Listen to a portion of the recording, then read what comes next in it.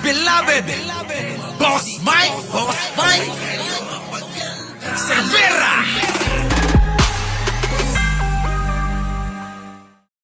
Ang huling banat ng taong 2024 ito. Huling banat natin. Humabol pa.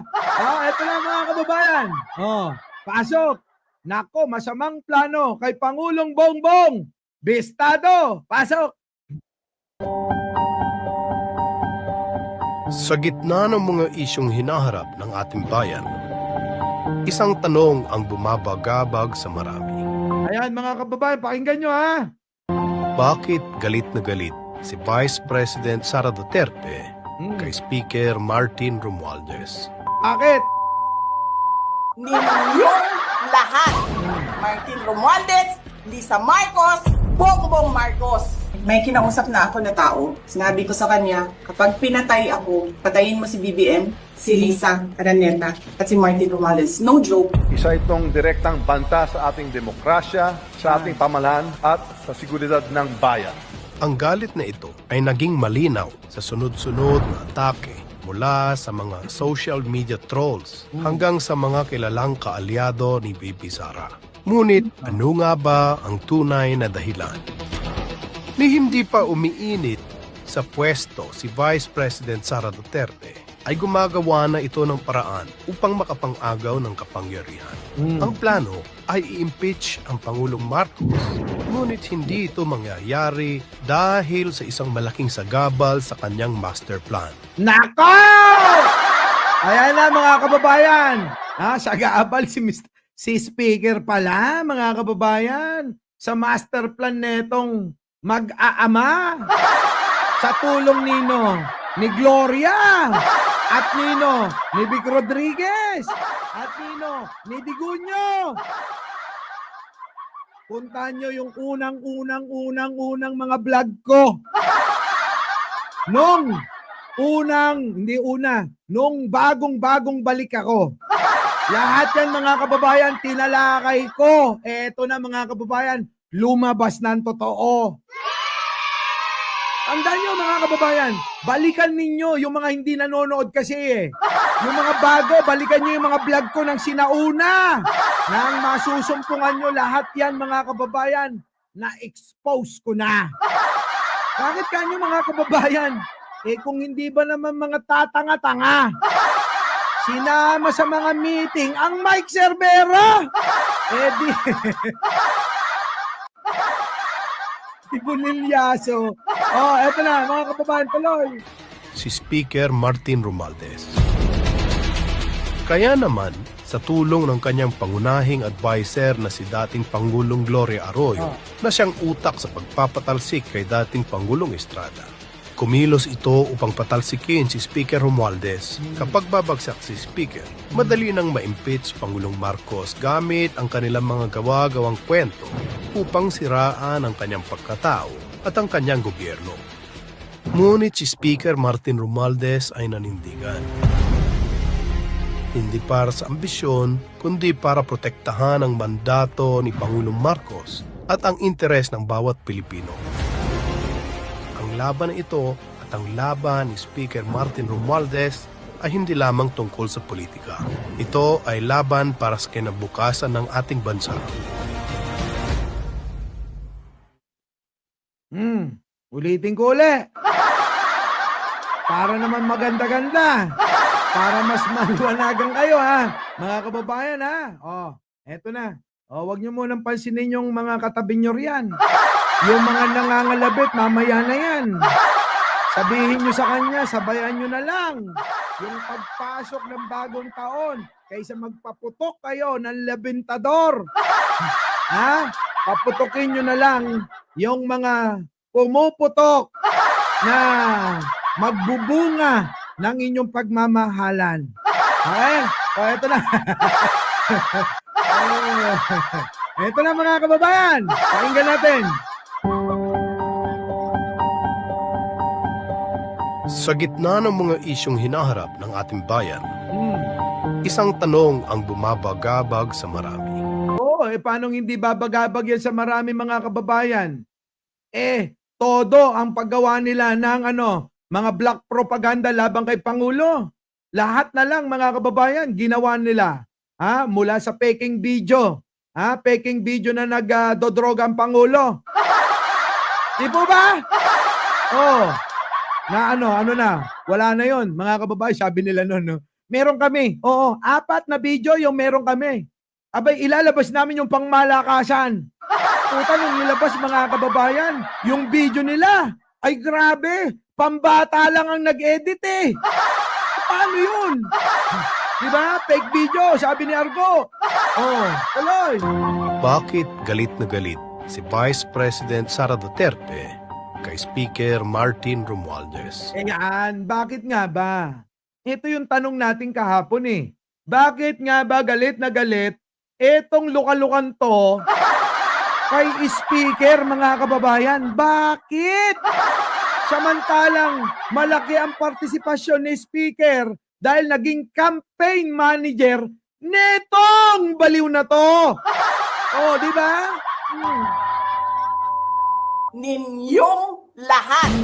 Martin Romualdez, Lisa Marcos, Bongbong Marcos. May kinausap na ako na tao. Sinabi ko sa kanya, kapag pinatay ako, patayin mo si BBM, si Lisa Araneta, at si Martin Romualdez. No joke. Kita nyo mga kababayan? Kundi ba naman baliw yan? Sige. Sabi nila mga kababayan, sabi nila, bangag-bangag. Wala namang ebidensya, mga kababayan. Pero tayo mga kababayan, pag sinabi natin baliw, ganon. Pag sinabi natin ganito mga kababayan, baliw. Aba, mayroon tayong ebidensya. Biruin mo, magtangka ng buhay ng Pangulo yan. Tapos binalita sa ibang bansa na ang ating Vice Presidente, mga kababayan, may tama na.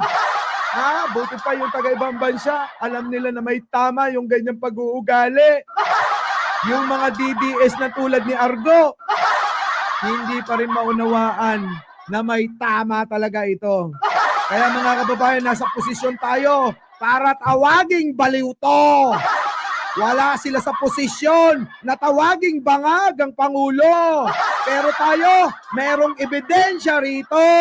Kay Pangulo, fake news, fake video, ang pinakitang ebidensya sa loob ng 3 taon na binabanatan nila na peke.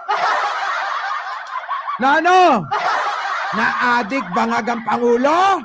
Inang-ina, mga kababayan, tignan nyo, isisingit ko lang. Di ba sabi nito, sino Boss Mike? Itong inang-inang to. Nasaan na yun? Nawala yun. Hanapin ko lang itong, nako mga kababayan, nakakapanggigil talaga, no? Ano sabi dito, Boss Mike? Ito, ayan,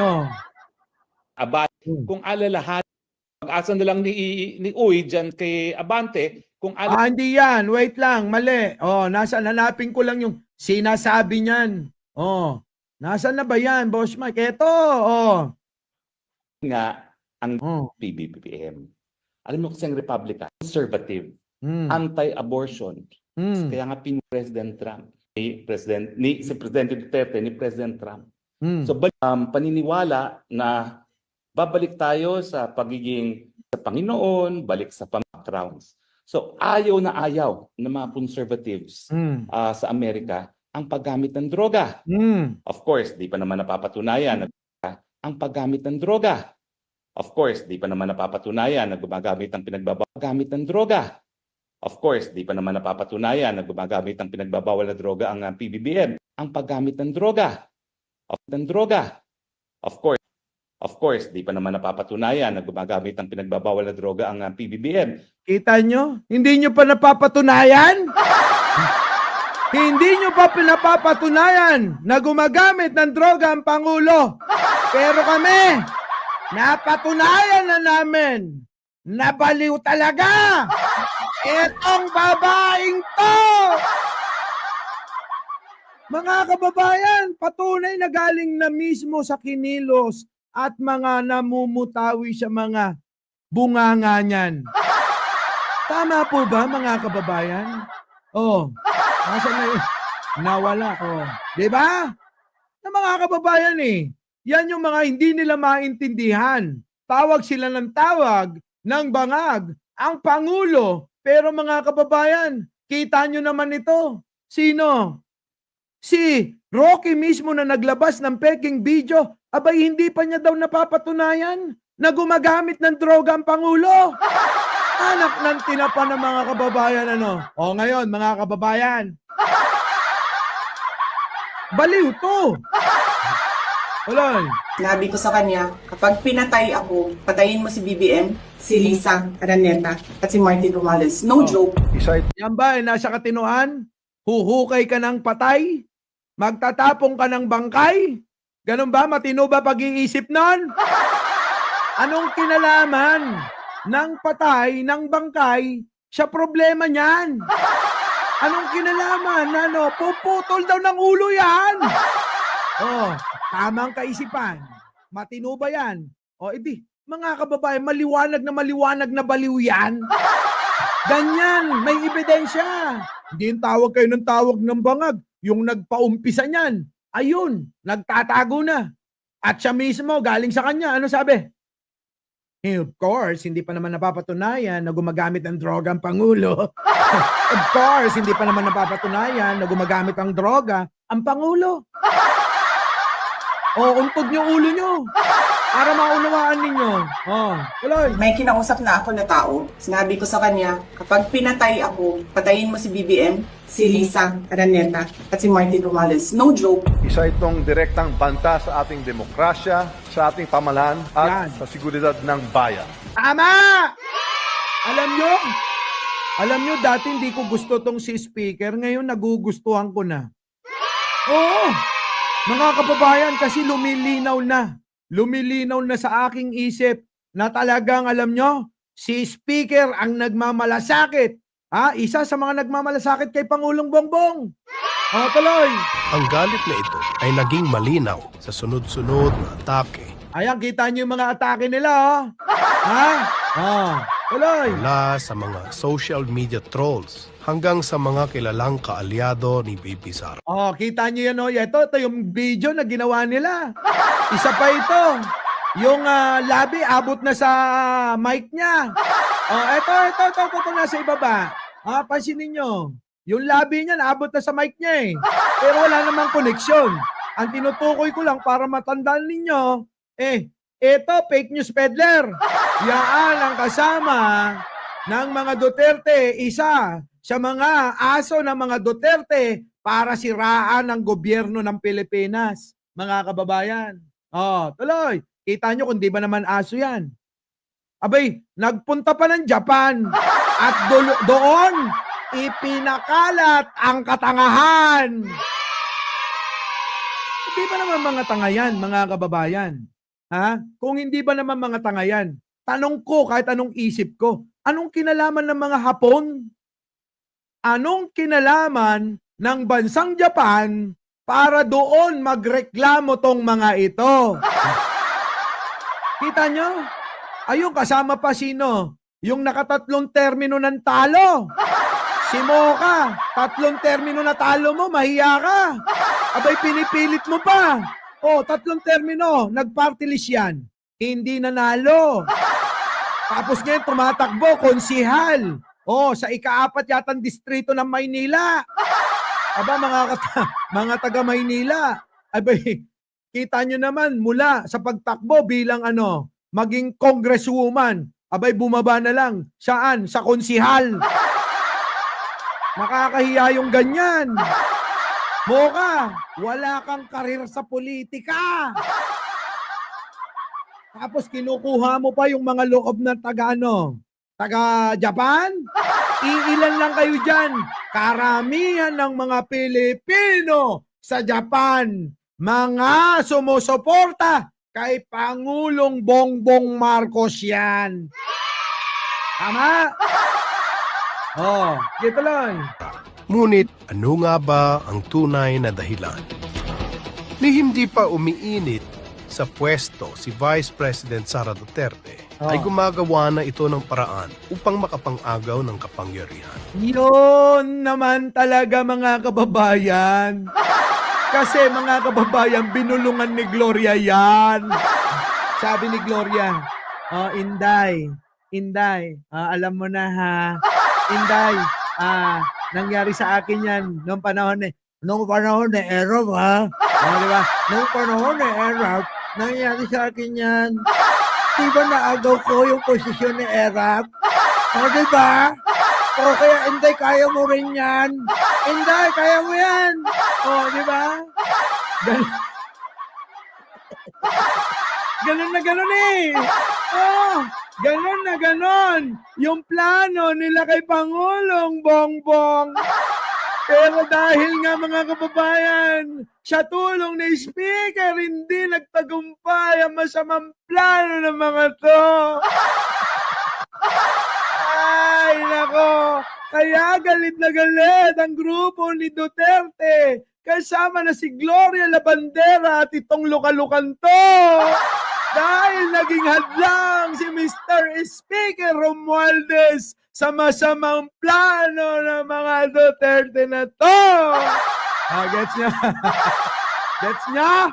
Ganon, mga kababayan, napakadali lang naman unawain at intindihin kung ano yung mga planong binabayar na masasama na makadiliman at makademonyong mga yan. Bistado! Bistado! Wala na. Nanganganib na nga to next year. Nanganganib na to. Tuloy. Ang plano ay i-impeach ang Pangulong Marcos. Ngunit hindi ito mangyayari dahil sa isang malaking sagabal sa kanyang master plan. Yan! Ang plano, totoo yan mga kababayan. Dinig na dinig ng dalawang tenga ko yan. Kitang-kita ng dalawang mata ko yan. Habang ako'y nagmamasid lang at nakikinig sa mga nilalatag na plano na masama para labang kay Pangulong Bongbong, lumabas na ang totoo. Tinuloy-tuloy nila itong masamang plano na to. Tuloy, hadlang sino sa plano nito? Sino ang hadlang sa mga plano ng mga Duterte na to?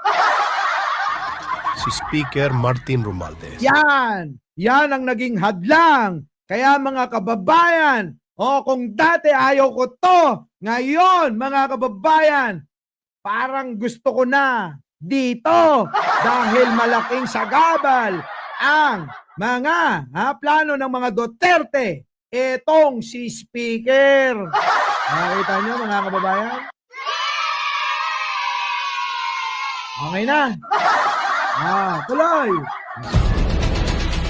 Kaya naman, sa tulong ng kanyang pangunahing adviser na si dating Pangulong Gloria. Ayan na! Yan yung pangunahing adviser niya. Tignan niyo yung mukha ni Sarah. Kita nyo? Ganyan ba itsura ng matino? Sabi ni Aling Maleto, Inday, relax ka lang dyan. Ako bahala. Inday. Relax ka lang ha. Ako bahala. Huwag kang mataranta. Ako bahala.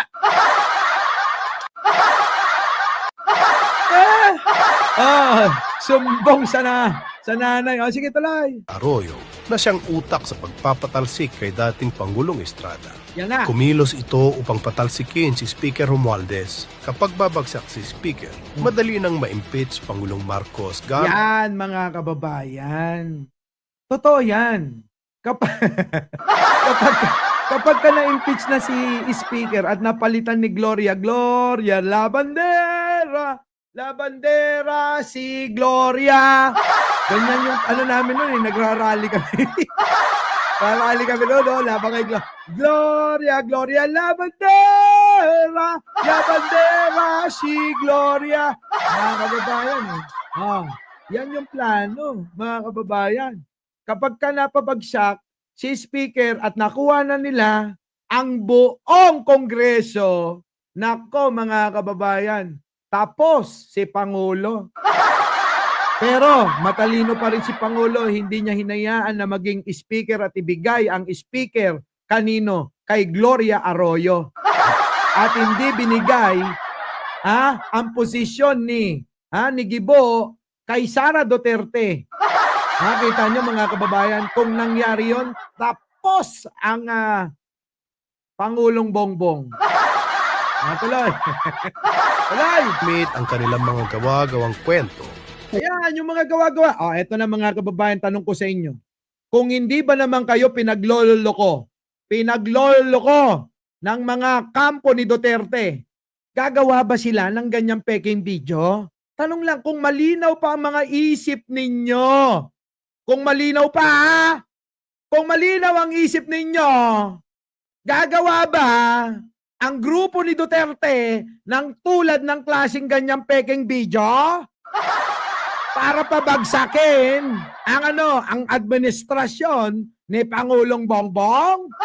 Hindi gagawa yung mga kababayan kung matino sila. Bakit? Kasi wala ngang pantira. Wala silang maibabato kay Pangulong Bongbong Marcos. Diba? Tingnan nyo. Pinaniwalaan ng mga mangmang at tuwan-tuwa sila habang nasa ibang bansa. Pinalabas, mga kababayan, saan? Sa Canada. Etong peking video nila. Abay mga kababayan, ang daming mga nagsilabasan. Ginawa ngang mukha ni Sara, ginawa ngang mukha ni Digunyo, ginawang mukha ni Baste, at ginawang mukha ni Pulong. Ewan ko bakit walang gumawa ng mukha naman ni Roque. Dapat yung mukha ni Roque tsaka ni Maharlika eh. Diba? Ito na. Tuloy. Upang siraan ang kanyang pagkatao at ang kanyang gobyerno. Ngunit si Speaker Martin Romualdez ay nanindigan.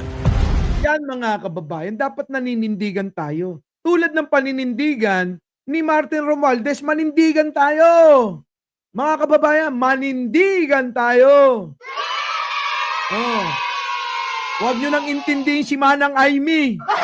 Si Manang Aimee hindi na pera ang kanyang pakay dyan. Kung hindi, yung kanyang matagal nang hangarin na maging presidente din.